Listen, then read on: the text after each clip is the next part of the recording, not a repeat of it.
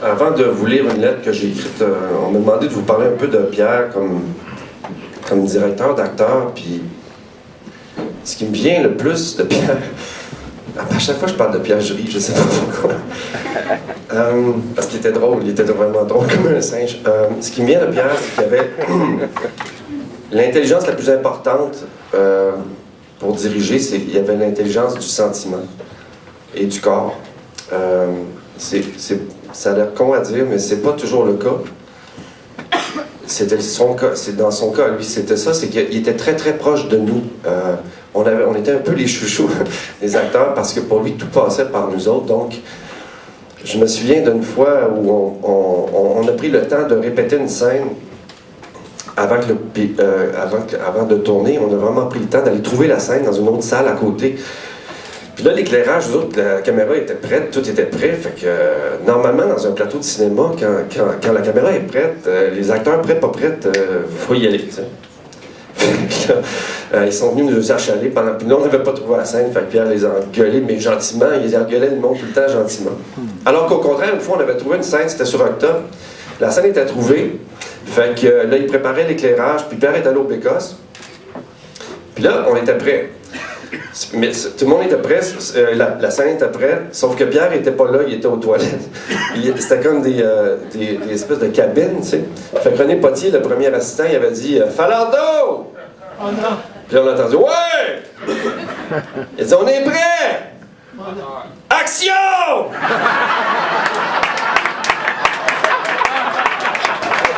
Oui!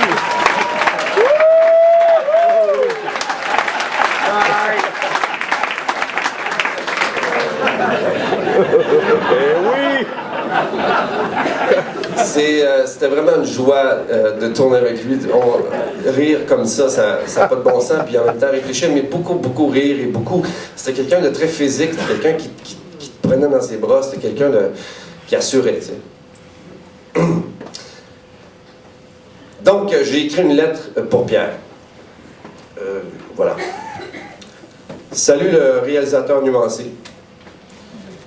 Je l'appelais tout le temps de même. Tu me manques déjà tellement.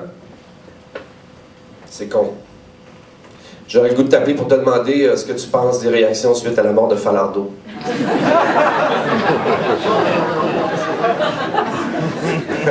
Tu serais ému, je le sais. J'aurais le goût de te demander ce que tu en penses, ce que tu sens, tu sais, ce que tu penses que ça va faire. Puis tu serais ému, puis au bout d'un moment, ben, tu trouverais une façon d'en rigoler parce que tu trouvais tout le temps une façon de rigoler. Faut jamais arrêter de regarder le soleil. Je me souviens d'un jour où je jouais Lorenzaccio et que certaines critiques m'avaient été défavorables. Et puis j'étais tombé malade, j'avais 101 de fièvre. Et il a fallu annuler la représentation du samedi soir. Et il y a un animateur à la radio de Radio-Canada qui avait laissé entendre que je me dégonflais à cause de mauvaises critiques. Toi, t'as fait ni un ni deux, t'as appelé à l'émission, t'es engueulé, tu leur as dit « Picard, il est malade, foutez-lui la paix! » Ouais! Ça m'a pas surpris que tu fasses ça. Ça m'a pas surpris une seconde. Parce que de toutes les belles choses de toi, une des plus impressionnantes, c'était ton sens de l'amitié et de la loyauté et de l'honneur. Ta soif absolue, la candeur de ta réflexion. Tu avais la dignité d'un enfant. Tu avais l'âme intacte. Je vais regarder mon texte quand même.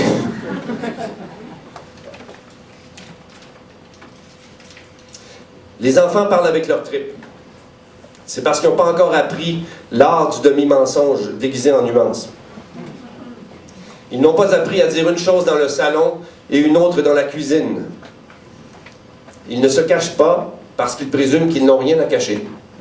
Ils ne se savent pas nus. C'est pas toujours pratique, mais c'est émouvant en esti. Ils ne décident pas d'aimer, ils aiment. Ils ne choisissent pas leur amour en fonction de leur intérêt, ils choisissent leur intérêt en fonction de leurs amours. Ils sont irrésistibles, ils sont le sel de la terre. Une fois au fin fond du Brésil, je t'ai vu boire l'eau de puits d'un pauvre paysan. L'eau était brune et sale, mais tu l'as bu. Tu l'as pas bu pour prouver quelque chose, tu l'as pas bu pour montrer que tu fraternisais avec les humbles de la terre, tu l'as bu parce que tu avais soif. Puis parce que tu voulais pas y manquer de respect. Tu n'étais pas dédaigneux de la misère, mais tu t'apitoyais pas non plus. Tu avais de l'admiration pour les gens qui travaillent fort et qui sont honnêtes. Pas une admiration feinte et bien pensante, mais une admiration d'enfant, une admiration partisane. Brel a dit « Le monde sommeille par manque d'imprudence ». Voilà de quoi tu n'as jamais manqué. Et voilà de quoi nous manquons cruellement par les temps qui courent et encore plus depuis ton départ. Tu avais le fou rire tellement attachant, Pierre.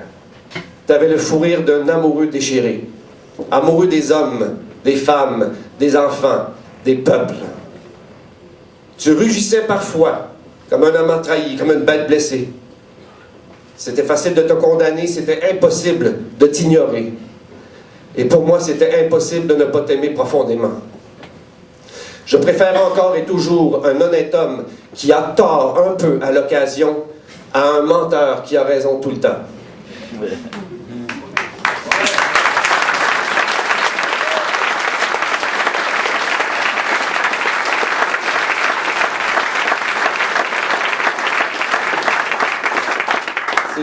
C'est trop facile d'être beau quand on se cache la moitié du visage. Toi, tu t'es jamais caché. Tu ne t'es jamais fait beau. Et c'est tellement rare aujourd'hui qu'on ne pouvait pas faire autrement que de s'arrêter et de t'écouter. Un homme franc, un homme libre. Mon ami, ce fut un honneur et un bonheur.